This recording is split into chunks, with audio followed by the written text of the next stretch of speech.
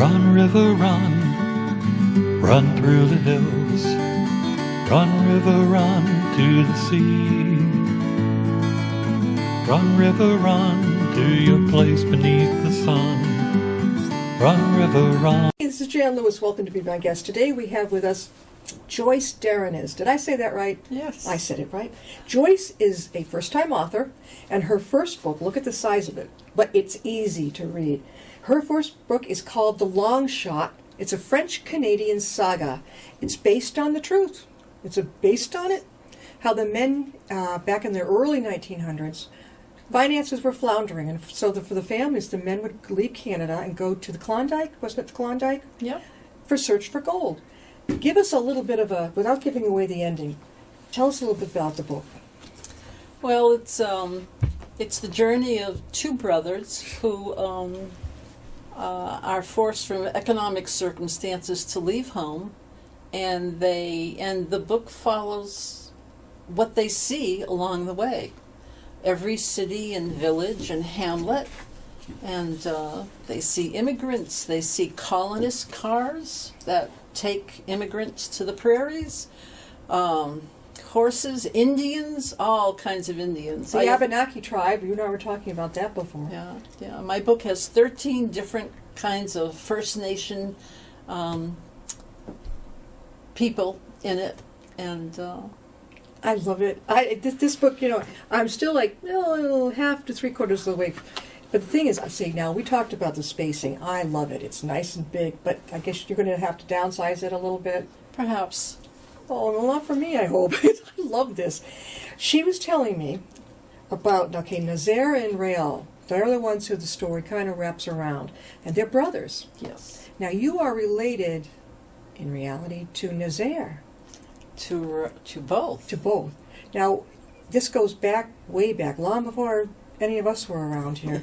My God, were you born in Canada, or where were you? No, I'm an American. You are, okay. Yeah. And let's see, now what was I going to say? She did a lot of research on this book. Her family was from Canada, okay? She speaks a little French. We were just going back and forth with some Parisian? Québécois. Yeah, un petit peu. Oh, God. In this story, I was flabbergasted. An 8-year-old character in the story, it's time to leave school and you can go to work. Yep. What was that all about? Male children didn't need to remain in school and learn more and more of religious dogma. They needed to learn about the real world and numbers and money and business, and those experiences did not come in school. It's the young girls who were left perhaps to be in school till they were 8 or 10, Yeah. 12 years old. The girls, too, as well as the boys, right? Can you imagine being 8 years old? I was a baby even at 13. Can you imagine such Well, a thing? they were men at 11. At 10 or 11, they were men. They had logged by then. They had trapped. They had skinned their own animals. It was a hard life, and the older children in the family always took care of the younger. Mm-hmm. Always watched out for the younger. But almost all young boys didn't require an education. They required real life experiences after 7 or 8 years old. It's mind-boggling. I picture myself at that age, my son at that age. You're a kid, and yet they grew up so fast. They were allowed to marry by 11, 10 or 11? No, but they were beginning to figure out who they would or wouldn't want.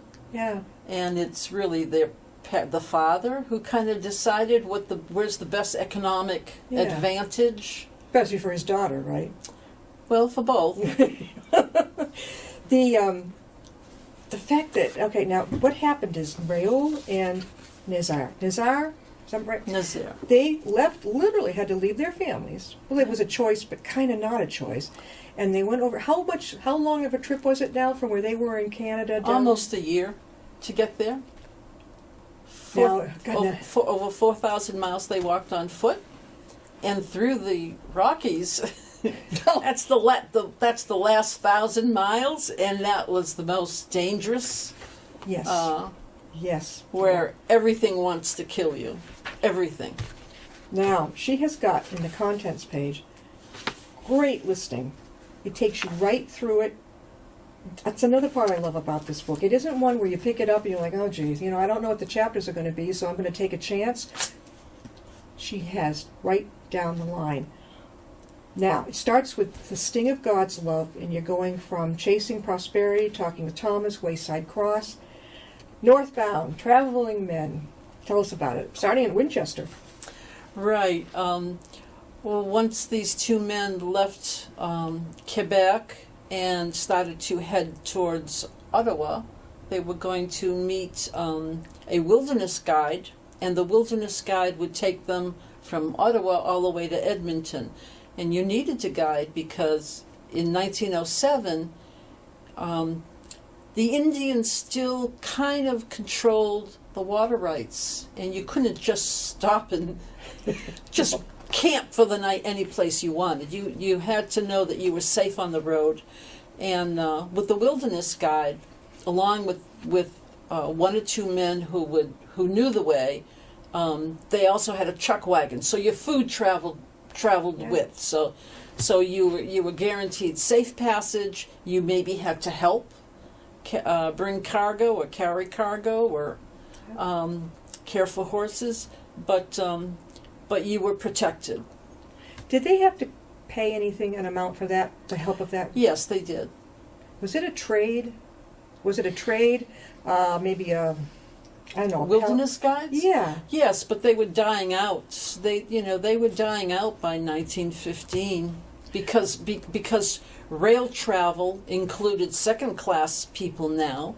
The rail cars were being retrofitted to not have a first-class section only, but also the second-class section. And rail travel long distances was getting cheaper and cheaper. There's a lot of competition with all the railroad companies. How long did it take you, probably, to research for this book? Joyce, this must have been like... Yeah, not easy to say. I suppose collectively in different locations, it probably took me a year and a half. You're quick. That's good. We are talking again with Joyce Derenas, and she is the author of The Long Shot. This is the first book, a French-Canadian saga. If you're a French-Canadian background, Canadian, whatever, it's fascinating. When I think of the research involved in this, I think, gosh, she must have spent years on this, but you had it down in a year, right? But you also had your family background. Right, I had my family background, but that didn't tell me any of the daily habits and daily life, and that's what I really love the most, is all of the details. Was it easy to come up with the characters as you went along? No. It was pretty, yeah. I love the cover now. You had a friend, somebody else designed it. It's beautiful. Yep. Yeah, a young man from Germany who works for Fiverr. He did a great job. It's the picture of Nayar and Raoul. Right. Definitely. Now, and one of the other things, the Great Clay Belt, what was that? Well, there are two clay belts in Canada. People maybe don't realize the lesser and the greater. Mm-hmm. And if you walk into in 1907, if you walked into the greater clay belt, every footfall you're sinking into clay, and every time you lift your foot, it's a fight. So difficult for horses, difficult to travel, but nothing grows. So you need water. You need a source of water at least every couple days, and it was a difficult area. The clay belt is part of what's called the Great Canadian Shield, and that's a massive It's like a horseshoe shape that kind of follows Hudson Bay, and in that big horseshoe shape, nothing grows because the soil, the topsoil is almost non-existent. It's so thin that plants can't take root. Yeah. So, but this one section of it, the Great Clay Belt, it's an interesting scene. They're up so close to Moosonee off the Hudson Bay, Yeah. that polar bears come down almost 100 miles, and they're just feeding on the tidewater greens. Yeah. And so my characters happened to be in a little village where some of the guys met a polar bear one night. Yeah. Can you imagine seeing that coming at you? Yeah, and there were Yeah. signs in that town. There were signs that say, curfew. Yeah. You know. They didn't pay attention. No, they were drinking, carousing. They were looking for loose women. But were they married yet? Those two, they weren't married yet. Were they? Yeah, wait a minute. Nazar was married, wasn't he? Nazar was a widow. Yeah, widower. Okay, yeah. Right. Yeah. And Raoul was married. But they weren't the women, those ones that were carousing. It was the other ones, right? It was the other ones. Before we go any further, Joyce, how can they get a hold of a copy of your book? You could buy it on Amazon, or you could go to joycederenas.com, JoyceDerenas.com. Now, another wonderful thing. What were the corduroy roads? Corduroy Road was a log road, it started at the Thunder Bay, the back of Thunder Bay, and went 4,000 miles up to Winnipeg. It was made by saplings. You take saplings, young trees, Yeah. and you lay them down in front of you, and every one is tied to each brother, and on each side, and that way the horses don't turn their hooves, and men don't sink into big mud holes, and so it was easier traveling. It was one of the first wooden roads in the country, from Thunder Bay to Winnipeg. Ingenious. Well, yeah. You know what? Joyce has some really great. Where did you get the?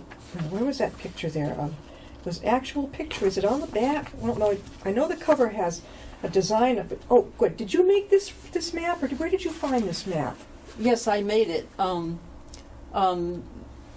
This map shows the actual gold claim for Nazar and his brother.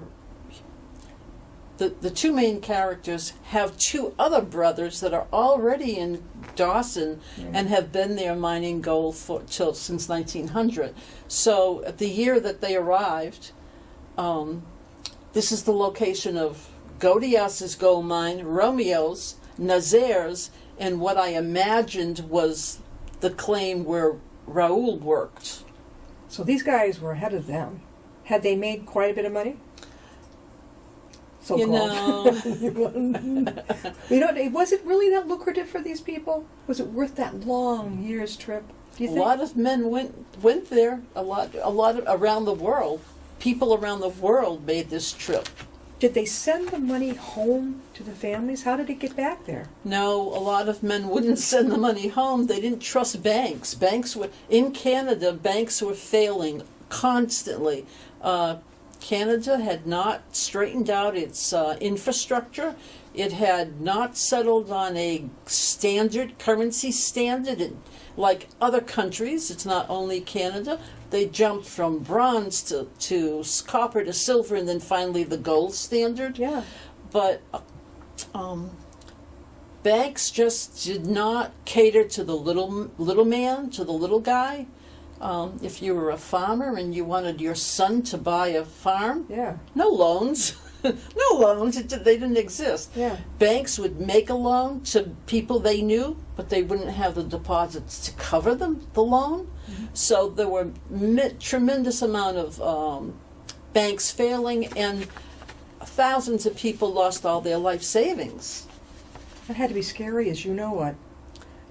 You're right. And it took until almost 1926, 1928 for Canada to really tighten things up. I wonder what caused them to finally tighten things up. I mean, did they have someone on board who was really, really good, right? No, there was a crisis in copper called the Knickerbocker crisis, where a bunch of businessmen wanted to corner the market on copper, and there was such an uproar because copper was used across the country for a variety of reasons, manufacturing reasons, that they caused such a stink that it forced the banks to finally... It made them, have to sit up and realize for them to survive, they had to really... Right. We are Right. talking again with Joyce Derenas, and she has written the book The Long Shot. It's a French-Canadian saga, and it's based on the truth. This is only book one. How's book two doing? It's starting. It's coming. Is it now? When do you think it might come out? Oh, I don't want to say. You know, French-Canadian, a lot of... I know that my mother's side has a French background, but you and I were talking on the phone. I'm thinking that back when Harlem was a beautiful place, we're not talking now, but back in the old days, in the late 1800s, early 1900s, like her mother, I think they came from probably French Huguenot, the French Protestants, in Harlem, New York, right? And I think there was a Baptist minister. We've had, on Mom's side, I think 3 Baptist ministers.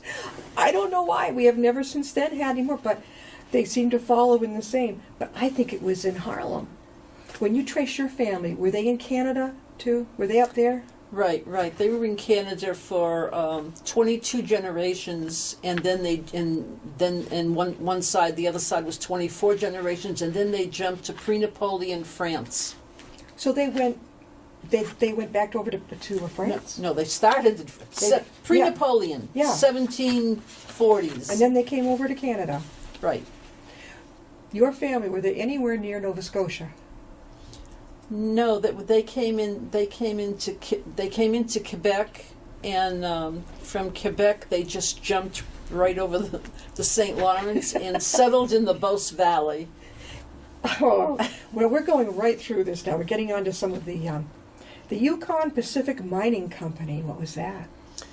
Well, there was a point by about 1908, 1909 when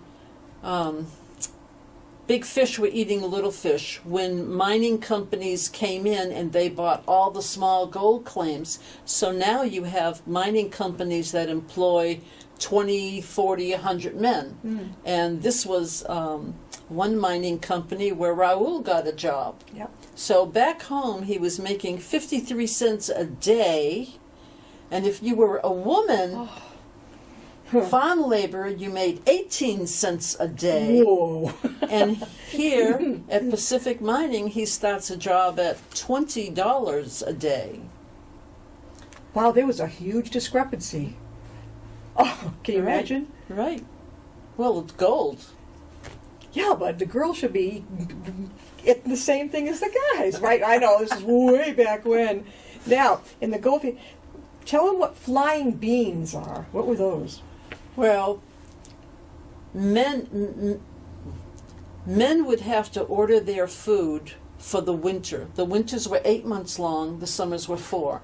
But the Yukon River would freeze, so all the food that you would eat and all the supplies that you needed, rope, candles, whatever, feed for if you had a horse, whatever you needed had to be brought up by stern wheelers, and it had to be brought up by August, before the Yukon froze, or you'd starve to death. Well, how do you keep the food cold, though? Well, what happened is the Mounties had there were these long warehouses, extremely long warehouses. Dawson had 22 of them, and all the food, all the provisions for winter would be locked up, and you were allowed to come in one day a month and get a month's worth of provisions.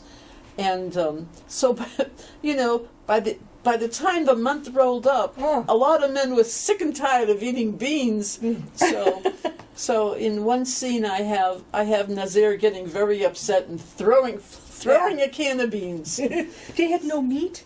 The beans was the only protein source? Well, no, you would have to buy your food, and it was all canned. Yeah. And right, there was no meat. If you wanted meat, you had to go out and find and kill a caribou. Okay. In season, or a moose, or a musk oxen. Well, they're so big you could share it with all the guys, right?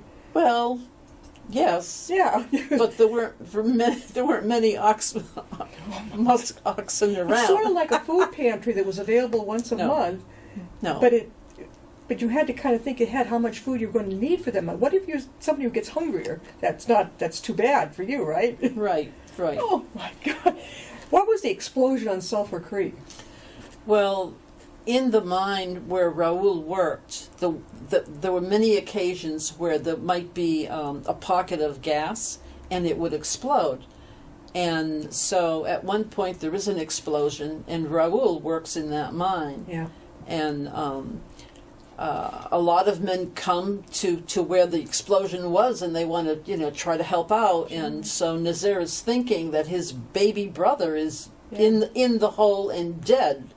So that was just a scene of panic, and who's gonna let a dog go down there? And dogs were worth $600 a piece, $700. Sled dogs were worth much more than horses.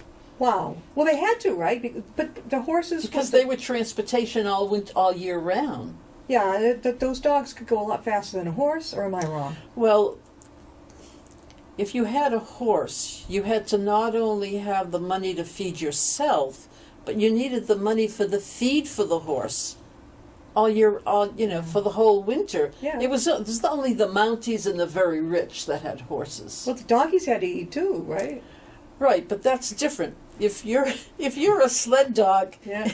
if you're part of a team of sled dogs, whether your owners are miners, and there weren't many, but basically the First Nations people, the food for the dogs is a certain kind of fish called a whitefish, a whiting, and they come up. They're the first species to come up the Yukon, and the Indians come and they stand on a tributary of the Yukon, and they chop the ice, and they put down poles, and they pole net the fish that are frozen instantly when they come off in fresh air. In the fresh air, they are not gutted, and they are immediately put in caches. So all the First Nations people would acquire in one day all the fish that all their sled dogs needed for the entire coming year.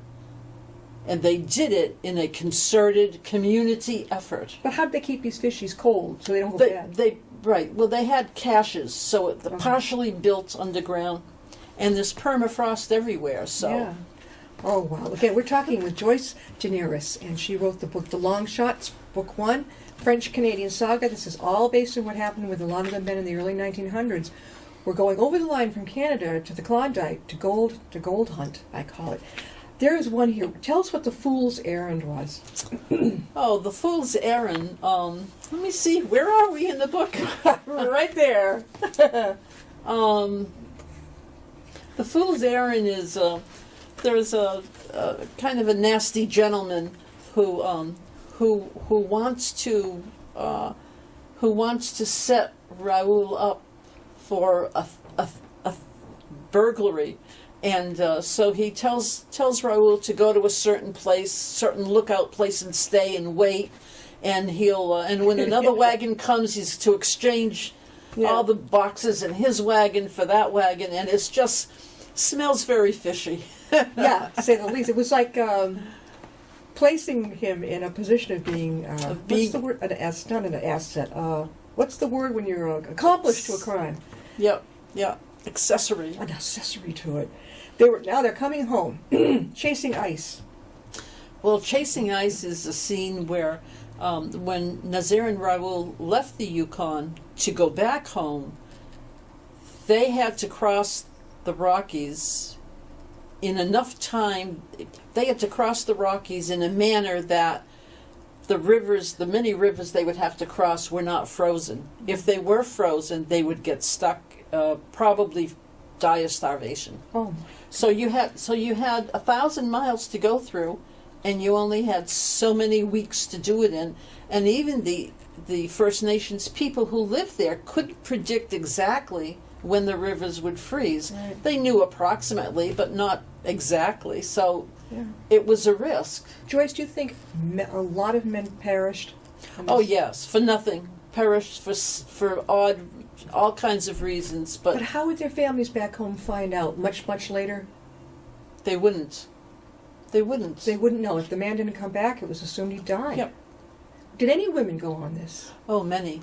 They did. Right. One class of women were the soiled doves, the prostitutes, and there were some women that were business minded that went, but it took until the governor's wife really laid down the law to her husband and said, we want to get rid of the soil doves. We want people that have integrity and standards and values. And at that point, a lot of the businessmen were bringing their wives from Seattle or from Toronto or wherever they came, wherever they were living, and created, the second and the first class of society. Yeah, I feel that because it was like the haves and the have-nots were merging together to get this gold. Yes. Oh, and these two fellows were the have-nots, right? Yes. Definitely. I'm not going to give it away if they... I got to finish this ending here. Now, a new world rushes by. We've got a couple minutes left. Edmonton, Calgary, Moose Jaw, Winnipeg. What was that like for them? Well, so they had walked through these towns previously and had seen a lot of disparity. They've seen tent cities and maybe a tent flap was open and there might be 3 dead children in there, and they might have seen Indians in rags. And that was in 1907. When they come back home, now they're seeing a more sophisticated Edmonton, a grown-up Calgary, where Winnipeg was much more diverse.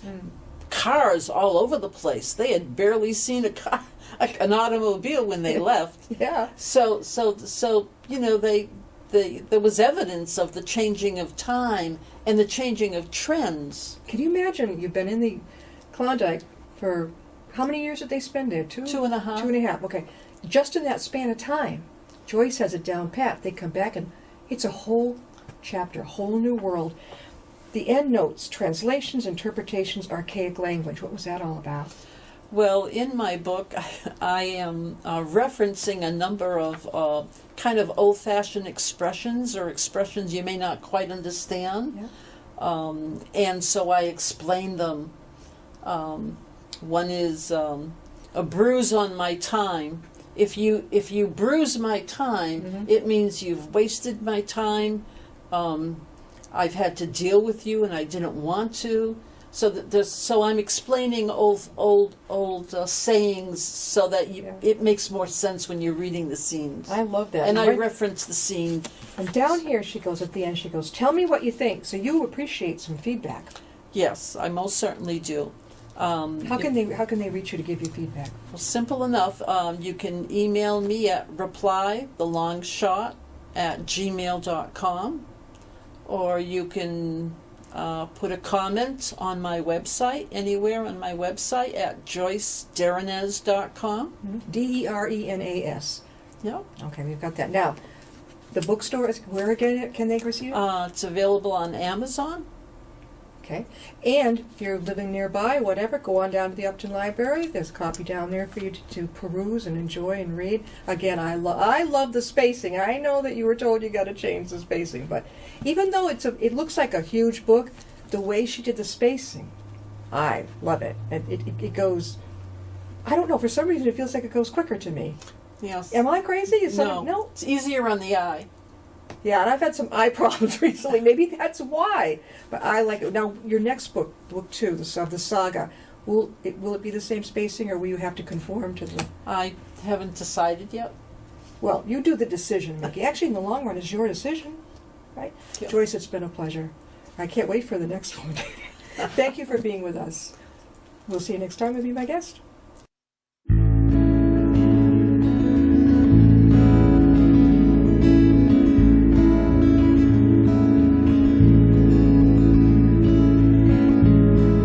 On a shooting star,